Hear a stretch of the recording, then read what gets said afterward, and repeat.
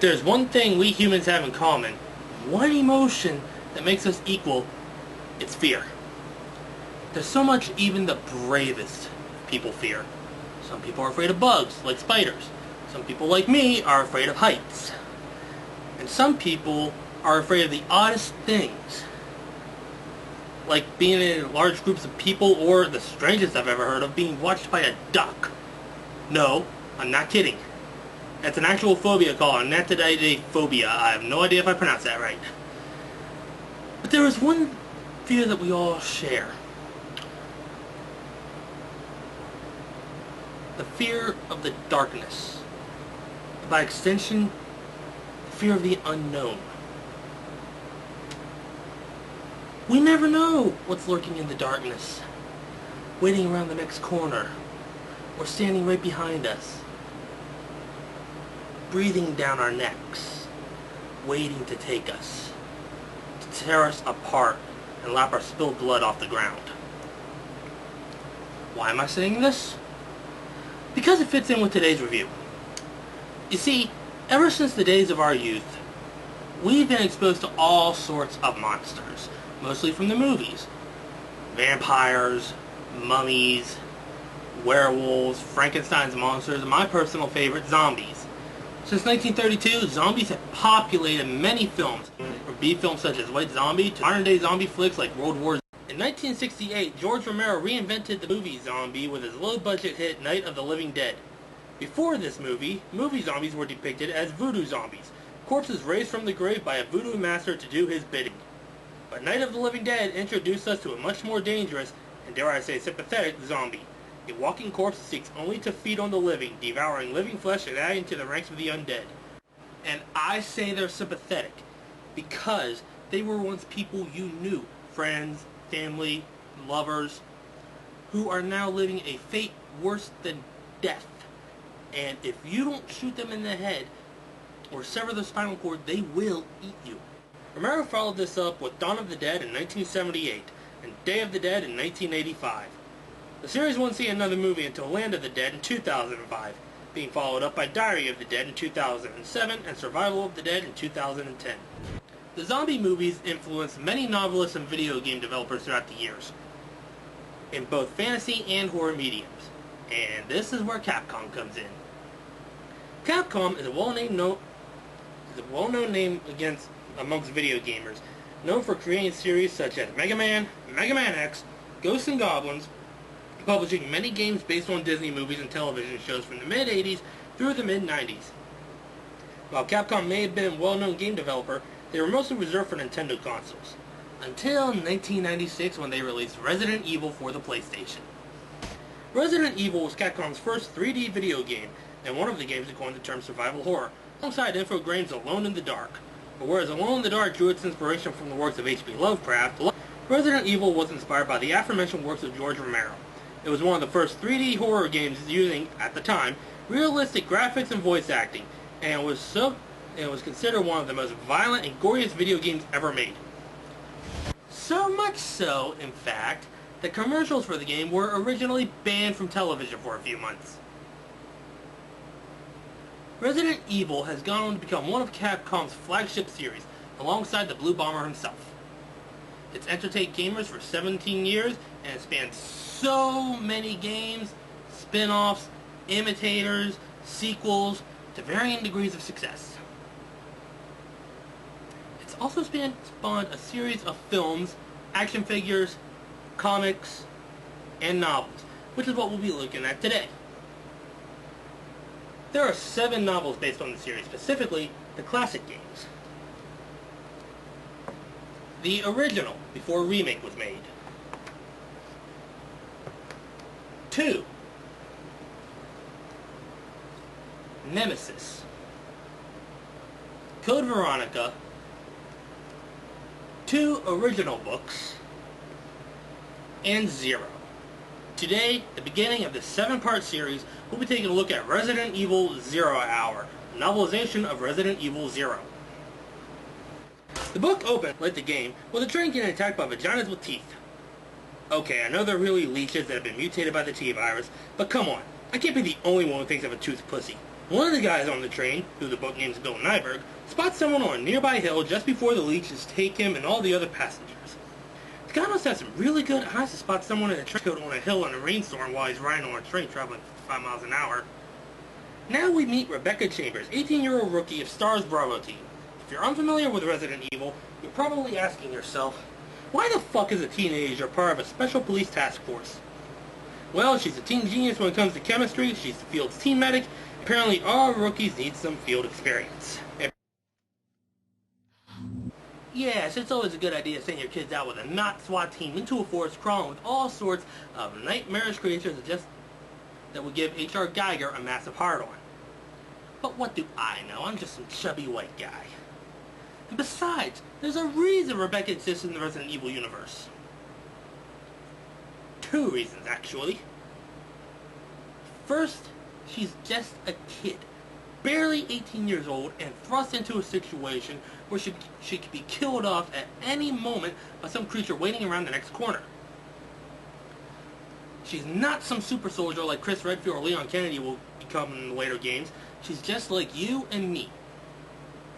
In fact, in Resident Evil Remake, at one point in Chris's story, she breaks down from the emotional trauma of watching her mentors and friends get chomped on, much like any normal person would do if they were in her shoes.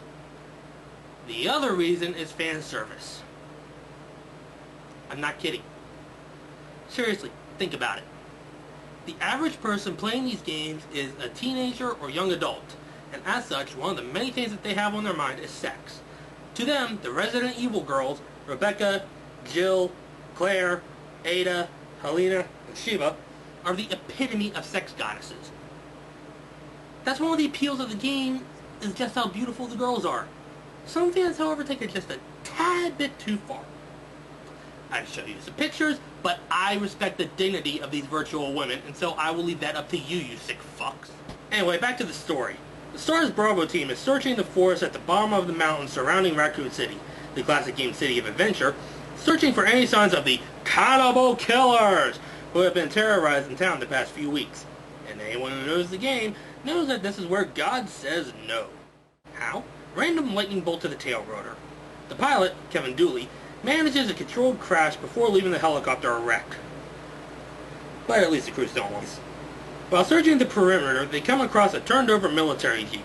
The occupants all dead, mutilated actually, and execution orders for Billy Cohen, a former Marines lieutenant who was set to be executed for killing 23 people.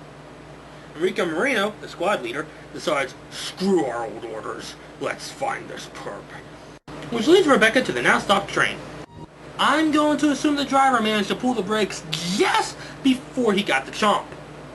But considering what we learn later on about this train's braking system, that seems highly unlikely. While exploring the train, Rebecca sees a lot of corpses. The remains of the people of the Legion, which suddenly spring to life. Since Rebecca is one of the primary protagonists of the series, she instantly knows to shoot the zombies in the head before reacting like any of us would. I thought they were dead. Yeah, that'd be my reaction to only be a little bit more like this. What the fuck just happened? Okay, you know what? Fuck this, I'm getting the hell out of here. Well, Rebecca doesn't do that because we have to continue the story. After some more exploring, Rebecca meets Billy, who, as you would expect, doesn't take her seriously when she says she's going to arrest him. Then again, would you, if a kid said she was going to slap you in irons? Yeah, I don't think so. So at this point, you're probably wondering what the heck everyone else is up to. Fortunately, the book answers that for us. Well, at least they answer what Edward's up to. He's been mauled by zombie dogs, a staple of the series. Seriously, it's not Resident Evil without zombie dogs. There's just one problem, though. This is their only appearance in the game in the book. I'm sad. At this point, Rebecca's beginning to wonder if Billy actually did kill those men in Jeep, or if it was the zombie. I'll clear that up for you right now. It was the zombies. There. Shut up. Rebecca and Billy meet up again in the dining car and reluctantly decide that they're going to have to work together. Rebecca, still wanting to prove herself, she's still pissed that Billy isn't taking her seriously, decides to go alone at first, heading upstairs and meeting some old guy, whose head promptly falls off. Turns out that the leeches have come together to make a humanoid form, which Rebecca promptly disposes of. But you know your monster leeches, they just need something to chew on, and Rebecca's the closest thing. She's swarmed by the leeches, covered in them actually. until Billy comes to the rescue. How those bullets didn't hit Rebecca, I have no idea. The point is, he chases the leeches off. Because, as we all know, shoot a leech enough times and it will run away like a scared bunny. Oh, and I hope you didn't forget about that random guy on the hill earlier, because he makes a return, showing off his operatic skills. And the train starts to move all on its own. Why? The plot demands it. Well, with no other choice left, Billy and Rebecca decide that they need to stick together. At least until they're out of here. And I'm going to clear this up right now. There is not a romantic subplot between these two. They do develop a mutual respect for each other throughout the course of the story, though. Save the shipping for the bad fanfics. So now that our heroes have decided to work together, what's the first thing they do? Pull a Scooby-Doo and split up, because, you know, that's the smart thing to do. Great! We're all together again! 2 hours later. Okay, gang, we're on a train crawling with zombies and man-eating leech monsters, so let's split up and look for clues. Yeah, splitting up seems to be a really good idea, but don't worry about it. While Rebecca's off monkeying around... About? Pseudo monkeying about. Yeah, people say it all the time, sir. You'll want to get it right. Otherwise, you'll sound like a jackass. Billy fights a scorpion the size of an elephant, and Rebecca comes across and now zombie fight Edward. Shame it happened to this Edward and not that Edward.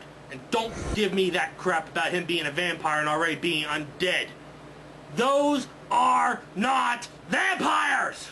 Vampires do not sparkle when they step out into the sun. When a vampire steps into the sun, it turns into a sparkler and it catches fire. But I digress.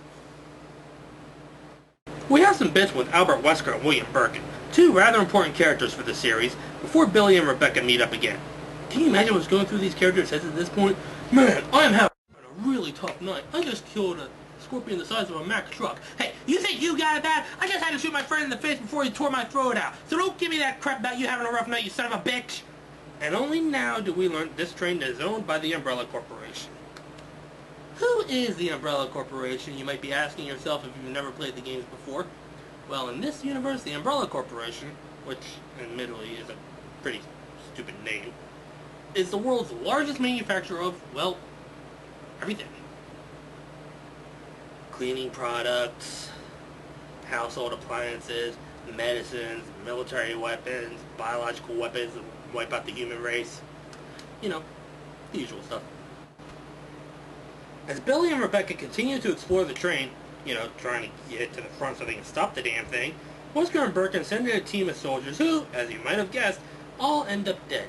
Seriously, why is it that the military has trouble in situations like this, but the average Joe can get by just fine? Billy and Rebecca come across what's left of the soldiers, who are now encased in leech eggs, but barely pay them any mind and continue on to the front of the train where, get this, they have to activate the train's rear brake before they can activate the emergency brake. Who the fuck designed this thing? Seriously, I get that this book is based off of a survival horror action-adventure video game, and as such it needs puzzles to pad out the game time. But why in the name of God's green earth would you design an emergency brake that can only be activated by activating the rear brakes? Seriously, what the hell kind of drugs are you on? Even for Resident Evil standards, that makes no sense. And this series has seen its fair share of odd puzzles in its 17 years. Well, this means that they have to split up again and activate both brakes, bringing the train to a crashing halt. And when I say crashing halt, I mean it. The train crashes in a tunnel. Whoops. Billy and Rebecca have ended up in some place that bears an odd resemblance to the Spencer Mansion from the first game. But we'll get back to them later. We got some bits with Wesker and Birkin and a guy by the name of James Marcus, the opera singer from earlier. As it turns out, he's the one responsible for everything that happens in this series. He spread the T-virus throughout the mansion, infected the train, all to get revenge on Umbrella for killing him 10 years ago. But how, you may be wondering, is he alive now? People, this is Resident Evil, where you can get superpowers by injecting yourself with a zombie virus. It's safe to assume he's not even alive. And the man commands an army of leeches! Suspend your disbelief for a little bit, people! But that is a legitimate question. Rebecca don't know this, though. They think that his little spiel was just the facility's automated message thingy going off. They decide outside world, or at least Rebecca does, so she can contact her team, but a door opens that leads them downstairs. Rebecca suggests splitting up, but Billy, for once no idea, shoots that idea down. Oh my god, a character with a little bit of common sense! Sadly, that doesn't last too long as the two of them split up anyway. I shouldn't have got my hopes up. Well, on the plus side, they got radios, so at least they're keeping in contact. They explore in different directions so they can now find out. Make up your minds, people. Are you looking for a phone or a back door? Well, nature calls. No, seriously, Billy stops to take a leak, but I guess he never watched Zombieland, otherwise he would have known to beware of bathrooms. But it's not just a zombie that he has a close encounter with, no, it's a leech zombie. Billy tries shooting at it like he did with the one on the train, but that doesn't work. So he burns it with some gasoline, a roll of toilet paper, a rifle round, and a lighter. Billy Cohen, a regular MacGyver. Rebecca, on the other hand, is working on some chess puzzle when Billy calls telling her about the leech zombies. Sure. They decide they need to regroup and meet up in the main hall. Hey guys, here's an idea. Stop splitting up. Because I'm starting to notice a pattern. You split up, one of you gets attacked by a leech zombie. So stop splitting up.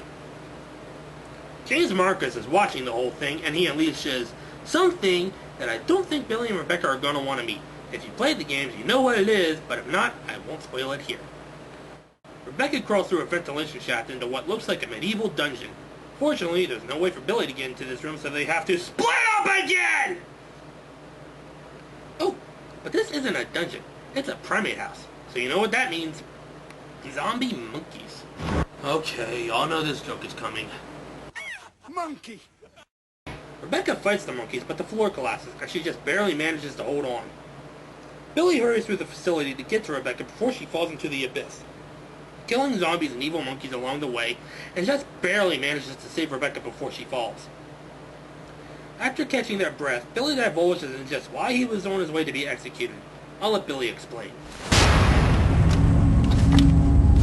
Our unit was ordered to Africa to intervene in a civil war. Our mission was to raid a hideout of some guerrilla forces located deep inside the jungle. But the hideout was far away from our entry point. Some died from the heat. Others were killed by the enemy.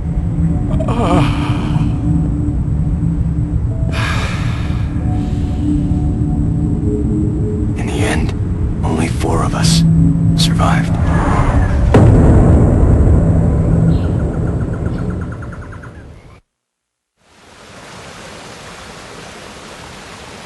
Only, there was no guerrilla hideout. What do you mean? The idiots in charge had us operating based on wrong information. But we couldn't just go back home empty-handed, oh no. Our leader ordered us to attack an innocent village.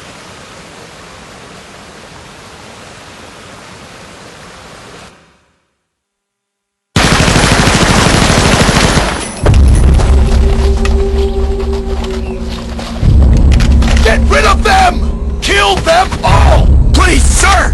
Ceasefire immediately! Shut up!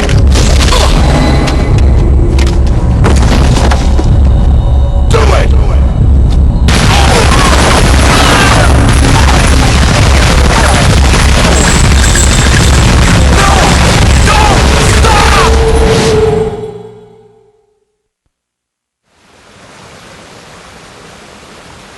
So did you execute those innocent people? Forget about it. Doesn't matter anymore. That was then, this is now. Besides, you said you wouldn't judge me. I'm not judging you, but it does matter. Look, now my people think you killed those MPs in the van, but I don't think you did. It was those zombie dogs, right? When they attacked the van, you were able to escape. Isn't that right? You don't get it. I've only got 2 choices left. Either report to the Marines and serve out my sentence, or keep on running for as long as I can. That's all. So, how's that for your dinner time conversation? There's some more encounters with zombie monkeys. Okay, and the games are called Lemonairs, but zombie monkeys sounds funnier. There's also another puzzle involving animals, a puzzle that rewards them with more ammunition, and they head off into an observatory. James Marcus is still watching like some sick undead stalker. Billy and Rebecca make it to the 3rd floor of the facility and, for once, check the entire place without splitting up. Okay, look. I know I've been harping on this since the beginning, and I know that there are times where they have to split up, but there are other times where it's just facepalm worthy. The way I see it, if you're in a survival situation with another person, then use the buddy system and stick together. Trust me, that will save your ass on more than one occasion. Billy and Rebecca are stuck solving another puzzle, after which they're attacked by a giant centipede. Seriously, this thing is as long as a bus. They just barely manage to escape it by running into some sort of industrial-looking room. They mess around with another puzzle before climbing up to the top of the observatory. Some more exploration leads them to a church. When I think zombie apocalypse, I think church. Which actually makes sense. During a zombie apocalypse or any other apocalypse, people are inevitably going to go to a church, mosque, synagogue, or other place to worship, to pray for salvation, and to pray to God to end the zombie plague. Yeah, at least until everyone's dead. Which is a real bummer. And what should be waiting them on the other side but a giant bat? Look out! It's Mad Bat! They run away from the bat and into an elevator and take the elevator down to the basement, specifically basement level 2. Exploration and puzzles follow, along with more splitting up. You two are just asking to die. Fortunately, the only thing waiting for Rebecca isn't a zombie or an evil monkey, but tubes filled with all sorts of leech monsters. She's lucky. Had it been anything else, and the room might have been too small, and she might not have been able to react quickly enough. Billy finds himself in an office room. There's a picture of a young James Marcus from 1939. How old is this guy? And a report about the effects of the T-virus on leeches. You're probably wondering why Umbrella was conducting experiments with the T-virus and leeches, right? Well, the answer is simple. For science! Billy and Rebecca meet up again, and actually they yell each other through the floor, I guess it must be pretty hollow, and open a combination lock using the clues in the report Billy was reading a second ago. Rebecca unlocks the door and explores a bit, solving a small puzzle along the way before she gets jumped by something. It's a hunter. There's so many variations of hunter throughout the series, as they're the basic biological organic weapons of the Umbrella Corporation. There's Alpha, Beta, Upsilon, Mu, R, Hunter 2, Sweepers, Hunter Elites, Glimmers, Farfarellos, and Ticks. The hunter in this story is a Hunter Alpha. Billy kills the hunter, but not before Rebecca gets a scratch on the arm. How the heck the hunter didn't take her whole damn arm off, I have no fucking clue. Billy patches her up and discovers another report on a nearby table, where they then learn about the Tyrant series, another series of super powerful BOWs. They leave the room and head back for the labs, where they have another encounter with a leech zombie. And guess what? They didn't split up this time. Yay! Rebecca and Billy get separated during the fight, and while searching for him, Rebecca meets Enrico. What the fuck are you doing here? Enrico tells her of an old mansion, the Spencer Mansion as we all know, and Rebecca runs off to find Billy, leaving Enrico to his fate in Resident Evil 1. I never saw him again. But not long after that, she runs into a tyrant. I mentioned Tyrant a few moments ago, but allow me to go into some more detail about them. Tyrant is a super soldier biological organic weapon developed by the Umbrella Corporation and is usually the final boss in the games, barring a few exceptions such as Code Veronica. They're tall, bald, and nearly impervious to all attacks. Most of them have at least one set of claws, unless you're talking about Mr. X from Resident Evil 2 or Nemesis from Resident Evil 3. Both of whom are some of the most relentless tyrants Umbrella has ever created, but we'll talk about them when we get to their respective stories. Rebecca barely manages to escape the tyrant, escaping into an elevator and heading into the lower levels. The sounds of the fight don't go unnoticed by Birkin, who squared left long ago to get ready for the events of Resident Evil 1, and he sets the place to blow in an hour's time. You set it off, and annihilate the place to nothing more than a massive rubble. Because it can't be a Resident Evil game without a self-destruct sequence, just like Metroid. Rebecca finds Billy just as he gets pulled down a drainage pipe, so she continues going deeper and deeper into the facility to find him. Isn't it ironic how Billy's been saving Rebecca this whole time and now the roles are reversed? Rebecca finds herself in a water treatment plant and finds an unconscious Billy. Don't worry, he's not dead. Knowing that Billy's just fine, they take a moment to observe their surroundings. It's a room full of bones, basically the trash discarded from Umbrella's experiments. What could have done this? They must have been used as test subjects in Marcus's research. They find a cache of ammunition and some well-deserved water. Trust me, that's a luxury during the zombie apocalypse. And move on, coming across the Tyrant again. Again, they run, but this time their shots manage to damage it. They shoot out its knees, making it impossible for it to move with a shotgun, and shoot it in the face with a magnum, and that's enough to kill it. I know earlier I said that a Tyrant is nearly impervious to all attacks, but they can still be damaged, and it is possible to kill a Tyrant. It just takes a fuck ton of ammo. Besides, this Tyrant's still just a prototype. They'll get better. For worse. Billy and Rebecca climb up a dam and get ready to make their way to the surface when they have a run-in with James Marcus. And just like any good villain, he has to monologue. Welcome, young ones. So glad you have joined the party. You are the guests of honor. After all, it's your wake. Who are you? Dr. Marcus? No, you can't be. What's going on? 10 years ago, Spencer had me assassinated.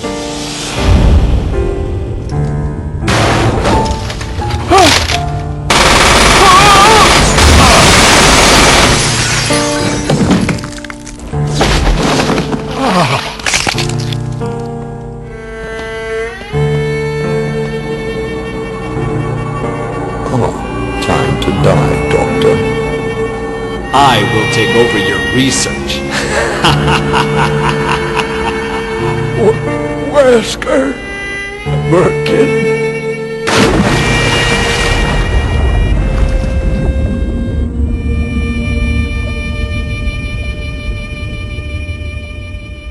However, something wondrous happened.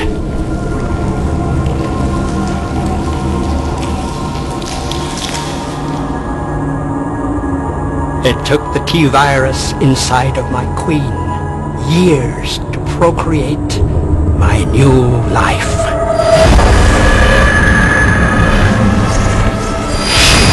I live. Now I will have my revenge on Umbrella, and the world will burn in an inferno of hate! You'll pay for what you've done! We'll see which one of us is gonna die! After his monologue, he begins to mutate into the final boss, the Leech Queen.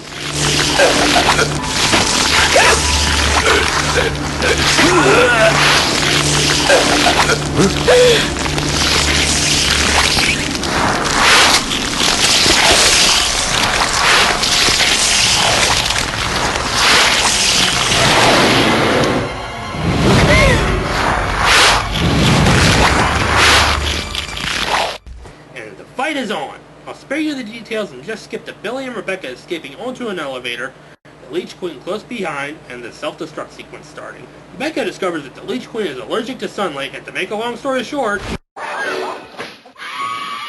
You cursed rat! Look what you've done! I'm melting! Melting! Oh, what a world! What a world! Who would have thought a good little girl like you could destroy my beautiful wickedness? Ah, look out! Look out! I'm going!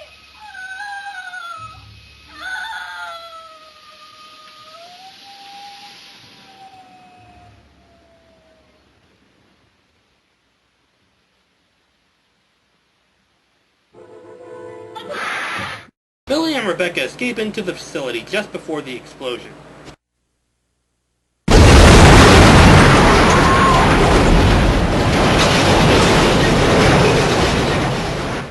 Rebecca spots the Spencer mansion off in the distance. She takes Billy's dog tags, declaring him officially dead, and the two part ways. Farewell, Billy. We'll never see you again. So that was Resident Evil 0 Hour. Is it good?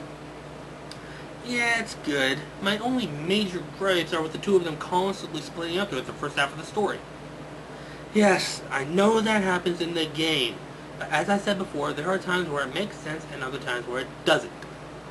But that's enough of this. I'll see you next time for part 2 of the 7-part series with Resident Evil: The Umbrella Conspiracy.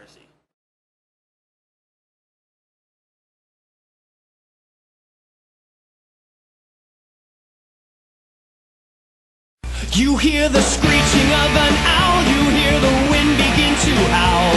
You know there's zombies on the prowl, and it's terror time again. They've got you running through the night. It's terror time again, and you just might die of fright. It's a terrifying time. You hear the beating of your heart, you know the screaming's gonna start. Here comes the really scary part, 'cause it's terror time again. They've got you running through the night. It's terror time again. Oh, you just might die of fright. It's a terrifying time. All the trees begin to moan, and the monsters grunt and groan, rotting faces full of slime. Don't you know it's terror time? And it's terror time again. They've got you running through the night.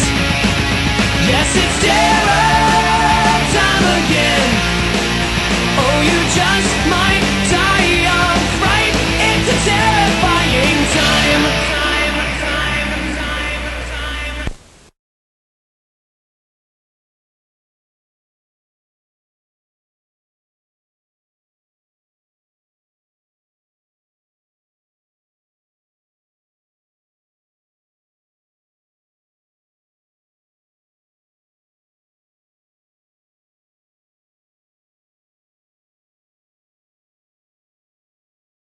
Ah!